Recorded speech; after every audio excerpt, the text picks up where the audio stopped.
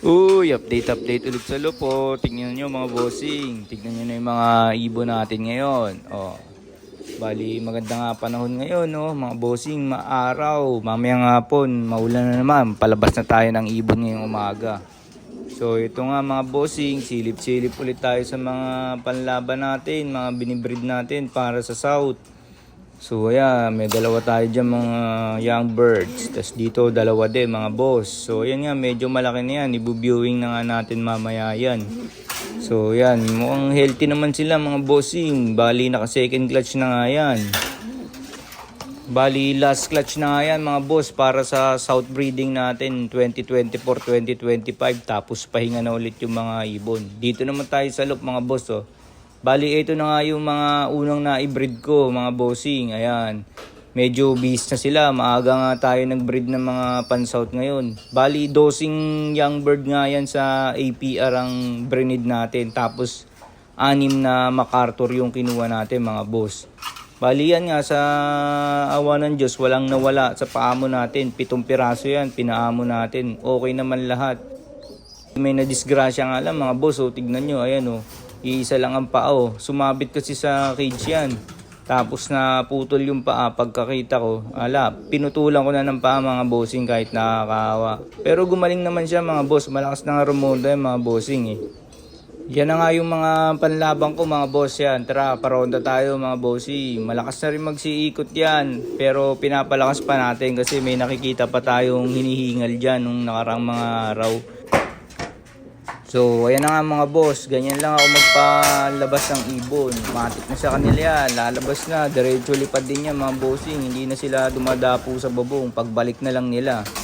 So, ayan nga. Pati nga yung putulan pa mga bossing. Huling lalabas. Ayun, yung white feather mga boss. Ayun yung putulan pa. Malakas din rumonda yung mga bossing.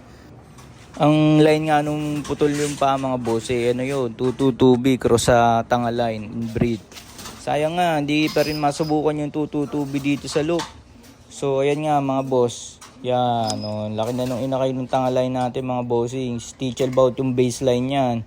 So, ayan nga, gagamitin nga natin pampuling, pan race, sprint race yan. So, nung nakarang last out sa CPSA, bali umabot nga tayo ng Kalbayog mga boss. Doon na tayo natalo sa Kalbayog. Pero okay lang. Kada season, laro lang ng laro hanggang makadali natin mga bossing. Diba? Ganun naman talaga. So, ayun na nga mga boss. Ayan tignan nyo. Ayun yung mga young bird. Mga naka-MacArthur lahat yan mga bossing. Ayan na nga yung panghuling clutch ng mga pang-south ko. So, ganyan nga. Pinapaamo ko na sila. Ganyang mga edad sila. Bakunado na rin yan. Nung nakarang video ko, binakunahan ko sila. So, importante nga yung bakuna mga bossing. Tapos pagka 3 months niyan, babakuna ako naman ulit yan. Bubooster naman natin ulit mga bossing. So, yan. Ganyan nga lang ginagawa ko para magpaamo mga bossing. Pag kumpleto na yung balayibo sa kilikili, pinalalabas ko na yun sa loob ko na ganyan. So, doon ko na rin pinatitira sa loob ng loop yan. Bahala sila kung makakain sila o hindi. Basta doon na sila sa loob para matuto na sila. So, yan nga mga boss. Hindi yan sila nakakapitig agad gaya ng ibang loop na nasa bubong na malakas ang overfly. Dito nga zero overfly ako lagi mga bossing. Bukod sa magaganda yung karakteristik ng mga ibon ko dito mga bossing, napakadadaling turuan, hindi nag-overfly talaga. Dito naman tayo mga boss. Anak nga ni Bilis yung dyan, yung hen. Bali, panlaban ko sana ng North yan, mga old bird. Kaso nagpares, ang kukulit mga bossing, itlog ng itlog. Ayan, tinuloy ko na. Bali yung isang ibon dyan, yung parang in-checker. Wala nga singsing mga boss, di ko na singsingan. So ito mga boss, tignan nyo yung isa lang yung paa, bumalik na siya tignan nyo mga bossing galing lumalakad yan, nagpapalakad-lakad yan, marunong rin pumasok sa trapdoor yan.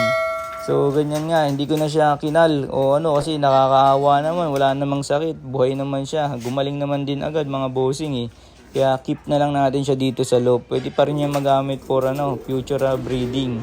So ito na nga mga boss, tignan niyo sila, ayan.